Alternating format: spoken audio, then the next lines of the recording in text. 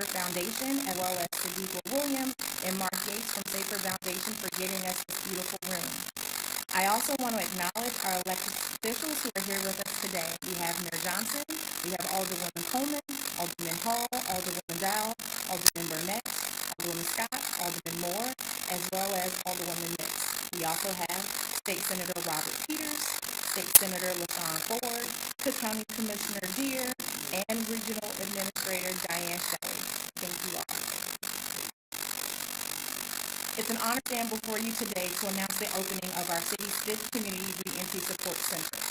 This center, along with our collective pre-release and intensive navigation going forward, or Spring Forward as we call it, marks significant milestones in DFSS's commitment to connect Chicago residents and families to resources that build stability, support their well-being, and empower them to thrive.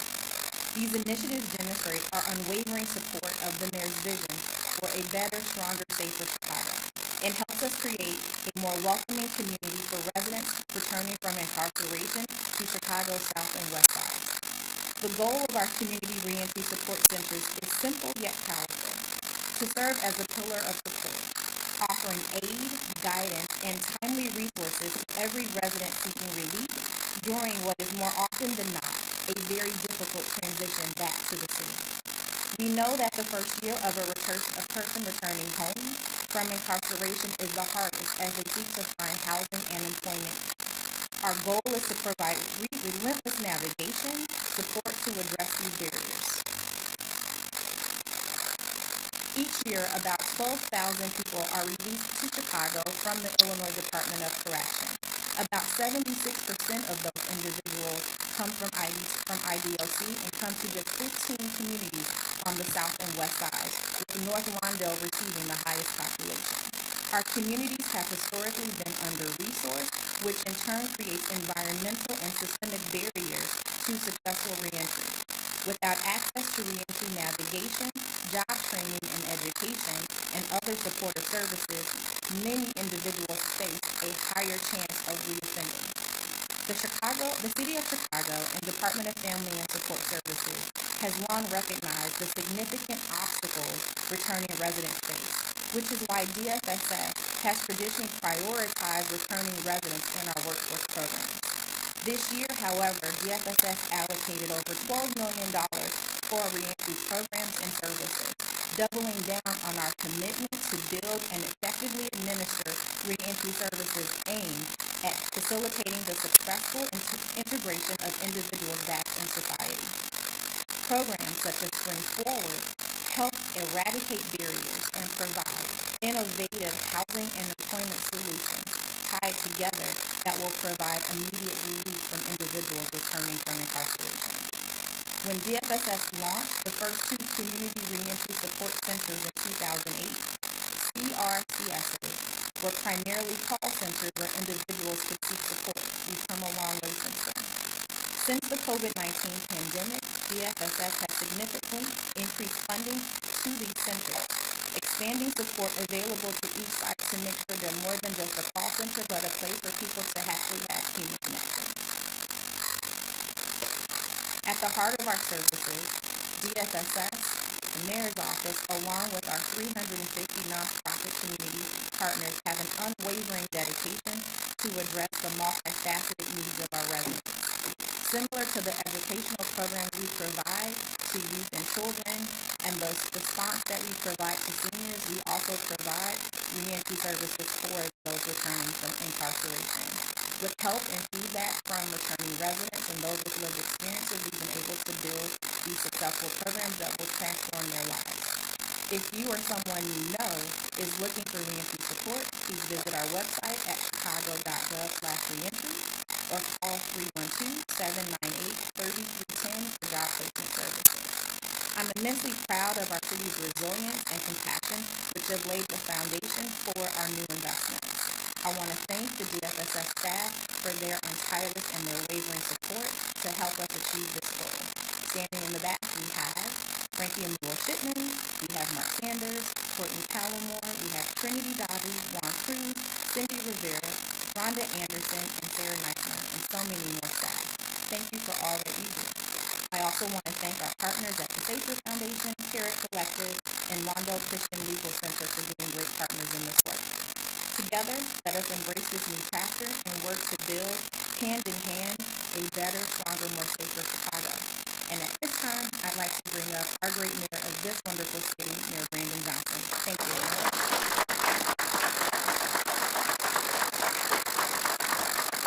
Thank you, Commissioner Kanazi, and good afternoon, everyone. There's been an acknowledgement of all the elected officials this afternoon, and I'm grateful to be joined by a collective group of leaders at every single level of government. The city, of course, the county level, state elected officials, State Representative LaShawn Ford just got a promotion, has caused tremendous turmoil on the west side of Chicago. But State Representative Sean Ford, and all that are here today, and of course our Congressman Danny K. Davis, who has been on the front line doing this work for some time. And I know Commissioner Stamps is making her way here as well. But again, I'm grateful that everyone has decided to make this your priority today, because it certainly is a priority of those of us who are standing here. We are taking a step towards a safer, a stronger Chicago as we open the newest Community Reentry Support Center, or CRSC, which will serve residents who return to our communities from incarceration. As a city, we cannot afford to turn a blind eye to the challenges faced by our returning residents. Their journey back to our communities is met with hurdles to housing, employment, education, and just the mere acceptance to society. The truth is, if we do not reach out to returning residents with our support, we are doomed to repeat the cycle of recidivism. And these residents need employment and opportunities and mental health services and housing and a second chance to contribute to our communities. This is not only a personal victory for these individuals, but it's really a win for our entire city.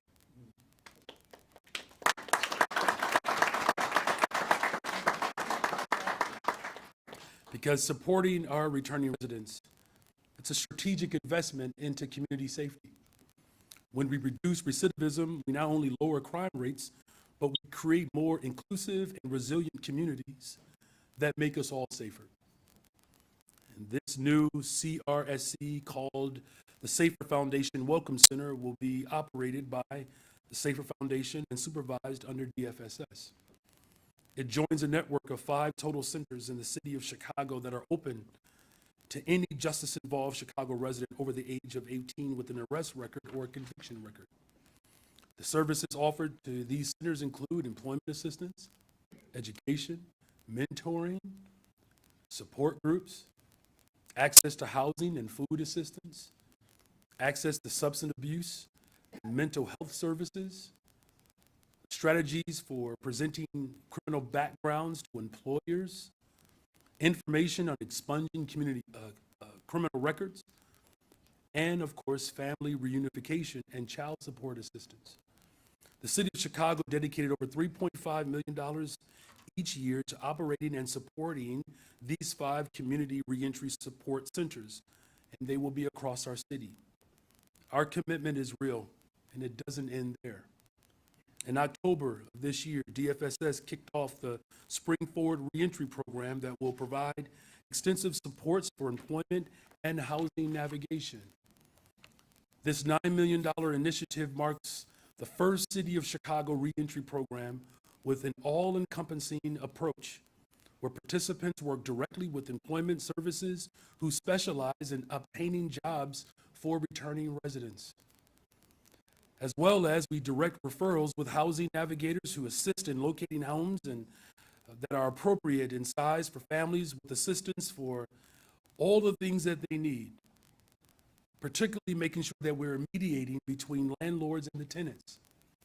The Spring Forward program is a joint effort between the City of Chicago, the Cara Collective, and the Lawndale Christian Legal Center, and we all remain grateful for the incredible partnership and support. We are confident that the Spring Forward approach that meets the residents where they are will have an incredible impact on all of these individuals who are tackling these barriers, and know that those who are returning to the city of Chicago, having been incarcerated, know that you're not tackling alone. You got a team with you. DFS continues to build partnerships to support our returning residents, and we do it with diligence, cultivating collaborations, and making sure that every single department is working hand in hand. We hope to establish a foundation for an evolving partnership dedicated to supporting returning residents throughout their journey from pre-release to post-release. And building partnerships and extending support to returning residents is just one more way that we will build a safer Chicago. The importance of this work cannot be overstated. Here in Chicago, we believe in the power of positive change. Thank you to Commissioner Kanazi and the entire team. I have two of my deputy mayors here, Gary Gatewood and Jen Johnson, and a whole host of families and friends who are dedicated to making sure that our returning residents have the full support of government. And thank you to our community organizations. You all have been doing this on the front lines for a long time. And know that we're going to build programs that partner and lend our expertise to making sure that our communities are made whole. Unfortunately, for too long, this country has had an addiction on incarceration, spending more on incarceration than we do to educate a family. But aren't you glad there's a new day in the city of Chicago? God bless you. God bless the city of Chicago. And with that, my friend and colleague of the 24th Ward, Alderwoman Scott. All right.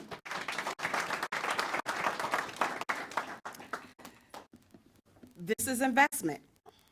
This is revitalization. This is the resources that you bring to a community that has been impacted by disinvestment, disenfranchisement. This is what you call investing in your people. So I can't thank this administration enough for this welcoming program to allow reentry for our residents. Like Commissioner stated, most of the residents that are returning, most of them come to North Lawndale. Right. And so when you have communities that have that breakdown, you need resources. And these are the resources that will be impactful into a community that we're trying to revitalize, that we're trying to reclaim, that we're trying to grow. And so you need these type of impactful programs, and working with Lawndale Legal Center. It's amazing. It's a great thing to live in North Lawndale right now because we have the resources. We're getting the much needed respect and investment that we need to invest in our people. And so I want to say thank you, Commissioner Kanazi, and Mayor Brandon Johnson, this administration, and the rest of the city council who voted to have this in our budget, to vote that we can have the reentry programs that allow our residents to come back and become vital and tangible product of their environment, because not everyone goes to prison are just castaways, and we have to invest in our people. And I think that that's important. And so this is about investment. And so that's the word that I want to leave us with today, is investing in our community. Thank you. And I would like to introduce my colleague, Alderman Walter Burnett. Vice Mayor. Vice Mayor, sir. Vice Mayor. Thank you very much, Commissioner. Congratulations to you. Congratulations to the city of Chicago, the Safer Foundation, and the people on the west side. First of all, I'd be remiss if I did not thank the mayor. One of the things that the mayor failed to mention was that we just dedicated another $5 million toward a reentry office, a permanent reentry office. All right. And I say that because we did have a reentry office that was funded by ARP money, which is temporary money. Told the mayor and people from the administration that we need to have a permanent reentry office. When I mentioned it to the mayor said, that makes a lot of sense. And he got his people on it, and now we're going to have 4 staff people, permanent staff people. Yeah. To work on reentry in the city of Chicago. I also want to commend Commissioner Kanazi. I try not to say too much, but every once in a while, when I see something is wrong, I have to say something. So I had to say, we need one on the west side, Commissioner. And, and when we interject that, I want to thank all of those organizations that was on the Reentry Task Force. I'd like to thank all of those folks for giving their input. All of the holistic things that you see that's in this plan that they're offering to people now came from all of them. Came from all of those organizations that have been dealing with people for years, trying to help them along the way as they came home. You know, one of the things we say from the county, from the state, when people come home, they get $10 and an outfit and a bus ticket, you know, and then they let them off on the bus. And after that, what do they do if they don't have help? So I just want to say thank God for the city of Chicago for giving these people a leg up and giving them some help. Not only are they going to give them help with housing, not only are they going to try to get them help with jobs, but they're also going to try to give them some help with their spirits and some psychological help, because some folks are traumatized from a lot of different things, right? And we need to get people back on track so they can be incorporated into society in a normal way. So I just want to say, and then also it's a culture shock when you've been gone for 20 years and you come back and you see all these tall buildings in your neighborhood that didn't used to have tall buildings. So I just want to say thank you all. Thank you, and God bless everyone for being involved. Thank you. All right.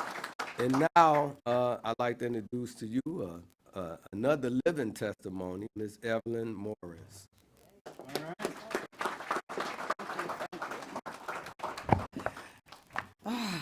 First, I want to thank God. Amen. I want to thank the mayor and the aldermen. Thank you for the introduction.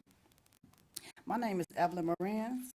I work as a laborer for the Department of Street and Sanitation. I am happy to be here today. Years ago, I had some challenges in my life due to addiction, and unfortunately, challenges led me to the penitentiary for 3 years. As tough as it was to be incarcerated, I am grateful for this experience because it brought me to 16 years of sobriety and reunited me with my family. I started working at Safer Foundation in 2011 on the weekends. In 2012, I became a working full-time Safer supervisor. Even though it was seasonal, it was the beginning for me. I worked there for a total of 11 years until I was recommended to join the Department of Street and Sanitation. I want to thank Safer Foundation first. I want to thank Mark Gates. I want to thank Victor Dixon.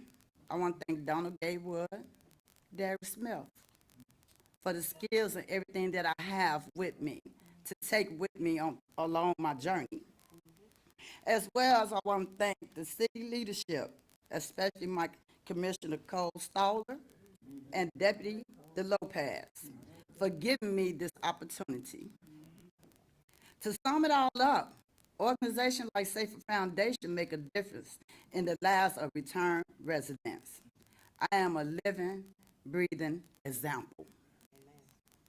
I look forward to seeing how the city can build on service for returning residents who need assistance with year-round full-time jobs and long-term addiction counseling so they can become productive citizens.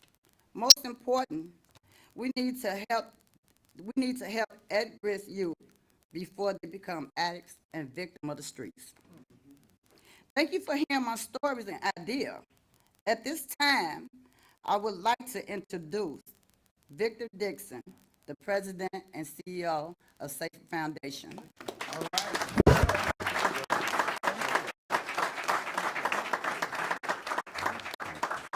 Thank you. Thank you.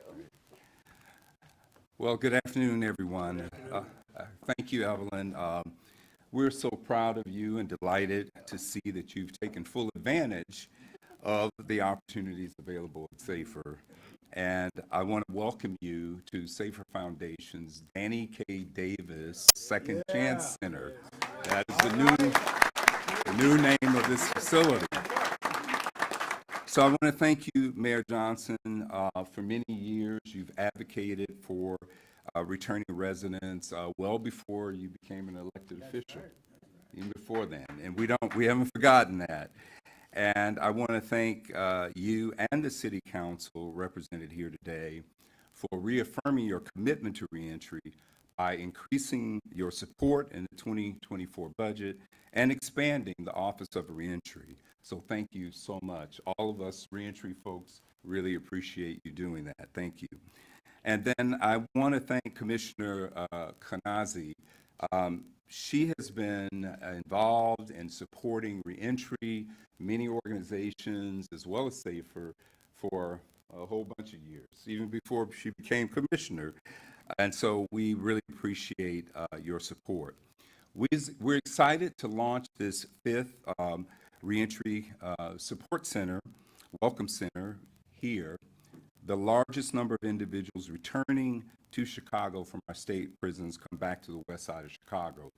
And for those of you that are not deeply involved in reentry, according to the Department of Justice, there are more people with arrest and conviction records in Cook County than any county in the country. It is a huge issue here that many people are just not aware of how big the issue is. This center will play an important role in linking those people to a wide range of services they need to get their lives back on track, and helping returning residents reestablish themselves in the community holds great benefit for everyone in our community. It's not just for them. The key measure of the impact of reentry programs is reducing recidivism. And this means the person has not committed a new crime for which they've been arrested, convicted, or reincarcerated. Reentry work, that service makes our community safer for everyone in the community. It's not just for them. The pinnacle of reentry success is the individual securing family-sustaining employment, the ability to provide for themselves and their families through pro-social endeavors. And for that to happen, we must provide a comprehensive, holistic set of services. Returning residents are, you heard this earlier, exponentially more likely to be housing insecure or homeless, food insecure, have physical health issues, have a diagnosed substance use disorder or mental health disorder, to be unemployed, and frankly, just be poor. The city's investment in reentry services is one of the most efficient uses of public funds. By focusing investment on returning residents, you address a host of socioeconomic issues. Returning residents sit at the intersection of public safety and public health, and they're the perfect group of people to invest in. SAFER Foundation, and therefore the City of Chicago, is at the forefront of this new comprehensive approach to reentry. SAFER provides the traditional workforce development programs, training and employment, but our new strategic initiative added to those services SAFER-owned residential buildings for transitional and permanent housing, a community-based substance treatment and mental health center, and a coordinated access to physical health care services. Our reentry navigators coordinate access to all these services a returning resident needs for a real chance at a second chance in life. Back in the back of the room, there are posters that give you an idea of the wide range of services that SAFER Foundation offers. If you have time after this press conference to take a tour, I'd love for you to do that. Here in this set of buildings, we house 330 people in our work release center coming back to Chicago from Illinois prisons. We have our RTP construction industry training program, and we have a mock house upstairs that we use for training. We have our SAFER Counseling and Wellness Center is in this building. We have our SAFER Foods, a partnership with the Greater Chicago Food Depository. There'll be people here this afternoon taking advantage of that. And then we have 49 new spaces of transitional housing for people that are being released from jail and prison. And they need immediate housing, and they can be housed right here in the building next door. So finally, I don't want you to miss the fact that on the building out here is a fantastic mural that was completed this summer to honor Congressman Danny K. Davis, who is the father of the Second Chance. And this building has been renamed. We'll have new signage. This will be Safer Foundation's Danny K. Davis Second Chance Center. So I want to thank, we can clap for that. I want to thank all of the elected officials here. Almost all of them were, have been working in this space and doing things for the reentry community for decades. I mean, and they have championed this cause a long, long time, and we really appreciate your support. So I want to thank you for coming to Safer, and I'd like to welcome again our mayor, Brandon Johnson. Thank you again for being here. I just want to acknowledge one more time, I know Commissioner Kanazi has acknowledged all of our elected officials here from our state legislature that are passing laws in Springfield to bring transformation. As you all know, the county government has been on the front lines of making sure that we are depopulating our county jail, and President Preckwinkle has been on the forefront doing that. And I really can't thank enough the Black Caucus of City Council. There's a lot to be said about the political moment that we're experiencing right now. But make no mistake about it, the Black Caucus has demonstrated the type of unity that the city of Chicago has been calling for, and today is an example of that.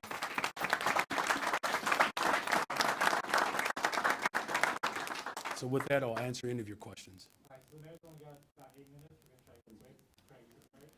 Good afternoon, Mr. Good afternoon. You only recently were able to clear migrants out of the police stations, but now it appears that the flow is back and there are migrants at police stations again. And there are now reports that the buses that could be subject to seizure or towing if they don't obey the rules are starting to leave people outside of Chicago and giving them train fare to get into the city. First off, what do you think about that tactic, and what can the city do?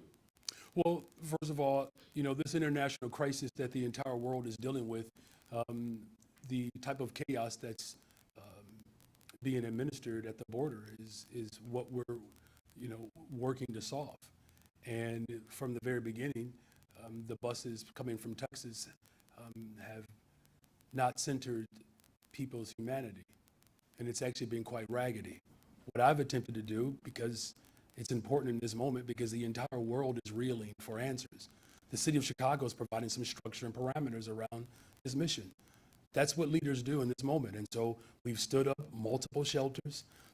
We have thousands of children who are in our public schools right now. Most of them are in preschool or up to 3rd grade. And, it's disheartening that the governor of Texas is literally invoking chaos without having like a real clear willingness to coordinate. And all we simply did, to your question around the ordinance, was to create better coordination. Now, Alderman Hall is here. There were others who went to the border to have conversations at the border. And having coordination is what is a minimum expectation. Now, if you remember back in May, when I was sworn in, I believe there were almost 900 or so people living in police districts. And I said from the very beginning that this is not dignified. And so we've worked hard to eliminate people from living on floors who are showing up in Chicago in some of the worst health conditions. And I did get reports that there are about 20 people, I believe, that are scattered throughout the city of Chicago and police districts, and we'll respond to it. But again, a month ago, there were 4,000. Look, Alderman Burnett has already expressed this. It wasn't a failure to acknowledge our victories. Sometimes we do so much, we don't keep track of the work that we're doing. We just do it. And no matter how contrite, that sometimes, people are in this moment, it doesn't, excuse the poor behavior that's coming from Texas. And so we're going to continue to provide structure and order and direction in this moment because that's what the people of Chicago deserve and that's what we're giving them. Mayor, the shelter at Halstead and Cermak, a 5-year-old boy was there shortly before he died this weekend. There have been reports that their conditions are unsafe, unsanitary. Do you have confidence that that shelter is safe for people to live? I believe there's over 2,000 people living there. Well, again, let me just emphasize again, the conditions in which people are arriving in Chicago are quite disturbing.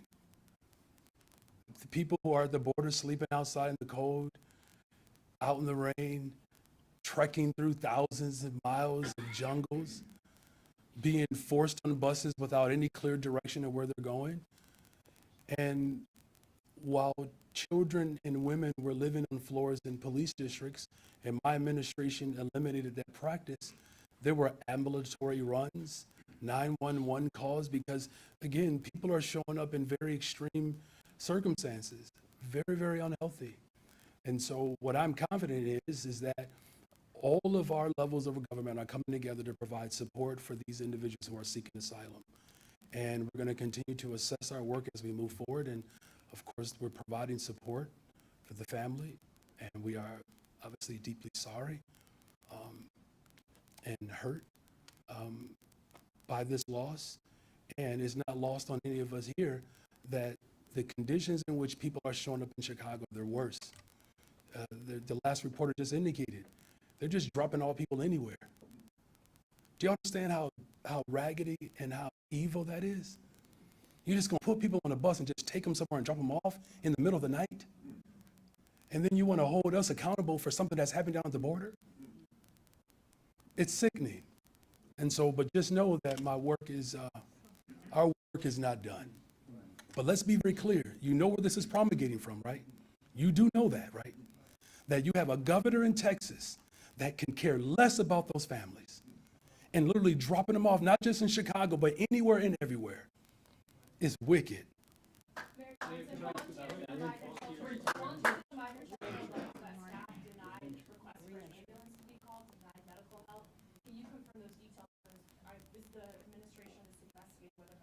We're gathering information, as I've said before, at every single site throughout the city of Chicago. We provide on-site medical care. In fact, the county government has just put forth more dollars for more health care. But I want you to hear me good. They're showing up sick. Do you hear me? They're showing up sick. The issue is not just how we respond in the city of Chicago, it's the fact that we have a governor, an elected official in the state of Texas that is placing families on buses without shoes, cold, wet, tired, hungry, afraid, traumatized, and then they come to the city of Chicago where we have homelessness, we have mental health clinics that have been shut down and closed. You have people who are seeking employment. The governor of Texas needs to take a look in the mirror of the chaos that he is causing for this country. This is not just a Chicago dynamic. He is attacking our country. The sensibility and the civility of our country, he is undermining that. It's all good. We good. Yes. Given what's happened at the shelter this morning and what is, we've seen more ambulances show up there, is it time to reevaluate using these warehouses as places for shelter activities? So I want to make sure I understand your question. Hold on, I got you. I just want to repeat back to me. I'm going to repeat to you what I believe you're asking me. You're asking me, based upon an out-of-control governor who is sending busloads of people all over the country, you're asking if Chicago should reevaluate how it handles the migrant crisis? No, that's not what I'm asking. Okay. What I'm saying is that we've had at least one death at this particular shelter. We've seen more ambulances show up at this particular shelter this morning. While we were there, we saw people coming out sick. Does the city need to reevaluate the practice of using the warehouses which were never designed for human habitation, as a solution in the migrant crisis. As I said before, they are showing up sick. Listen, I don't want to put words in your mouth, but it sounds like you're drawing a conclusion based upon a site. What I'm simply saying is when they get here, hold on. Listen, I am saying that they're showing up sick. Are you hearing me? They're showing up sick. And so we're doing everything in our power to treat the conditions in which they're arriving in. As far as us reevaluating our mission, look, an international crisis of global population shift based upon policies that have been promulgated for the last 20 years that have caused not just the sanctions, but have caused displacement for the entire globe. I just want us to understand in the city of Chicago, we are not alone in this crisis. There are hundreds of thousands of people being displaced from the continent of Africa, from Central and South America. So this question about reevaluating, how about we do this? How about we reevaluate all of our international policies that are causing the chaos that we're experiencing right now, and let's evaluate the sanctity of someone in Texas who disregards people. That's what we should be reevaluating. I want to go back to the issue of the volunteers. They have said repeatedly that they've asked to get access to the sites to help provide medical care, and that they've been denied that repeatedly by the city. As Charlie pointed out, there have been a number of ambulance runs today after this 5-year-old child had died. It's led people to tell us that the medical care being provided at this site is inadequate. Can you respond to that criticism? So there are volunteers that want to provide medical assistance? That's right, and they're saying that they've Are these, hold on a second, are these medically trained volunteers? yes. Okay, I'm not aware of any medical volunteers that want to go into sites to provide medical care. I'm not aware of that. They've been volunteering for months at the police district. So hold on, I just want to make sure I'm clear though. You're saying that there are medically trained volunteers who want to provide medical support inside of shelters? Yeah, I don't know where you're getting that information from. What I can say is this, that the conditions in which people are arriving in, there is no secret that they have been showing up sick. That's not a secret. There's been ambulatory runs even at police districts. This is not new information. What we're clear about is that until we get a real handle on what is happening internationally, the city of Chicago, the city of Denver, the city of New York, and all these other cities in which this raggedy governor in Texas is shipping people across the world, and particularly throughout the country, until we get a handle on that, we're going to constantly be placed in a position where we're going to have to come up with innovative approaches to address this migrant crisis. And let me just be absolutely clear. Since taking office, we have stood up countless shelters. We have provided education, employment opportunities, medical care, trauma-related services, while at the same time making sure that returning residents, which is why we're here today. Don't interrupt me. Hold on a second. Hold on a second. Don't disrespect the people who have been working on the front line, fighting to bring dignity to black people, who have been harmed by the same policies that Buddy from Texas is trying to instigate. So we're going to do it all. Thank you all. God bless you.